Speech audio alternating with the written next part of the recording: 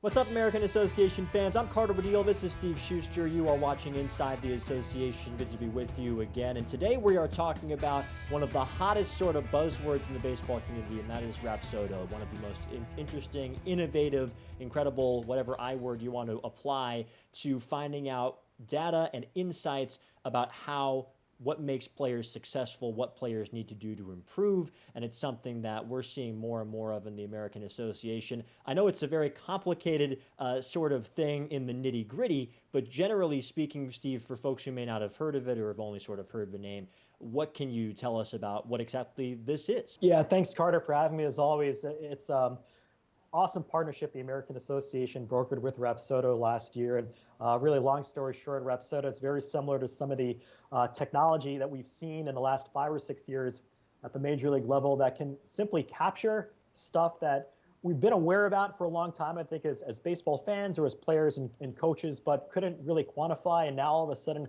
we have that ability almost down to the mile per hour or to the inch or to the millimeter of measuring things that you just can't see with the naked eye, and very important things that we can measure that can help players get better on the field and, in essence, help them get back to affiliated ball and help our favorite American Association teams win games.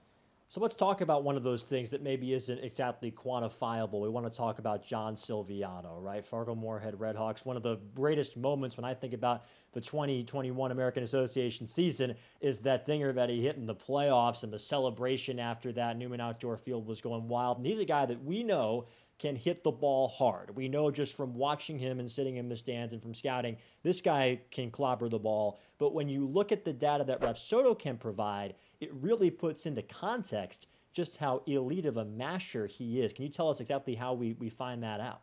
Yeah, and I agree that grand slam he hit in the postseason last year for the Redhawks, that was probably the most electric moment all year long. I don't care what team you root for, you can't watch that as a baseball fan and just not get fired up with the way that he reacted in the moment. But we can take a look here, a snippet of a John Silviano batting practice session with the Redhawks early last year.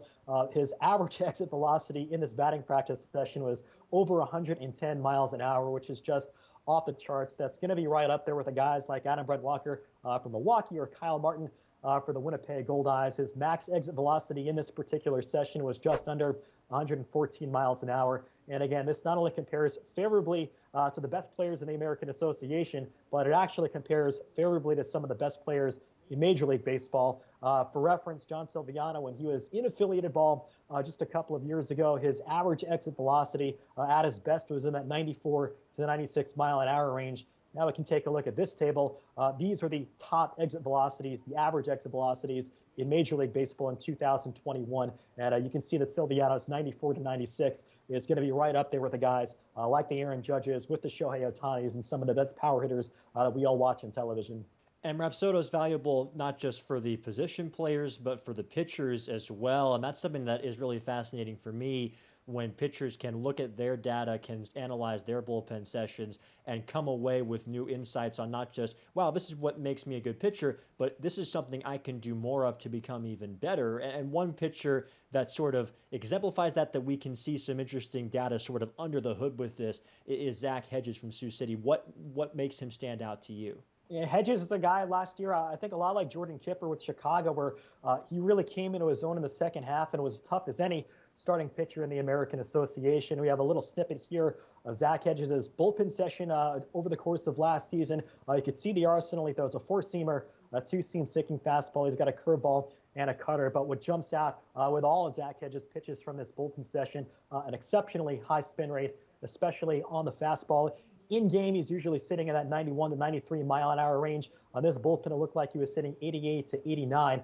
The average spin rate for an 88 to 89 mile an hour fastball is typically going to be in the 2,100 RPM range. And you can see that Hedges is actually averaging over 2,500 RPMs. And ultimately, what this means in terms of a fastball is that he's going to be able to get exceptional, you might hear the term a ride or rise or late life in a fastball, the seemingly rising fastball. I know that's an optical illusion that can't actually happen, but it's the type of fastball that's going to miss bats, and consistently hitters end up swinging underneath that. So that's a trait that maybe you could see it in the past if you look closely or just judging by the hitter's reaction, but with the great technology that we have now and all the teams were outfitted with Rapsodo units last season, we can actually measure that precisely. And you can use those profiles. You can take a look at a guy that has maybe a high spin rate or even a low spin rate, which isn't necessarily a bad thing for a fastball, but use that information. You now have that truth data, which you can use in turn to optimize your best approach for whatever profile that you do have as a pitcher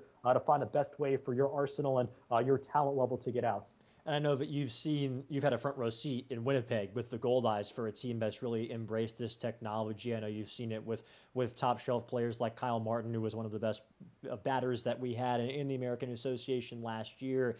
When that kind of technology is introduced to a team, what in particular do they have? What are they able to do that they weren't able to do just with the conventional means?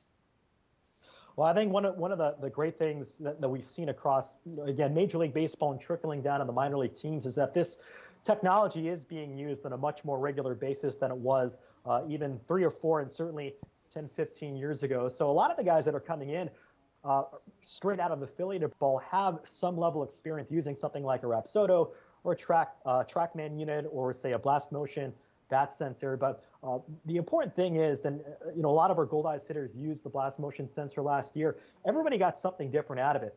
We had guys like Tyler Hill and Kevin LaChance that were really into the numbers. They wanted to know where they were coming in each of the different metrics that the blast motion sensor produced.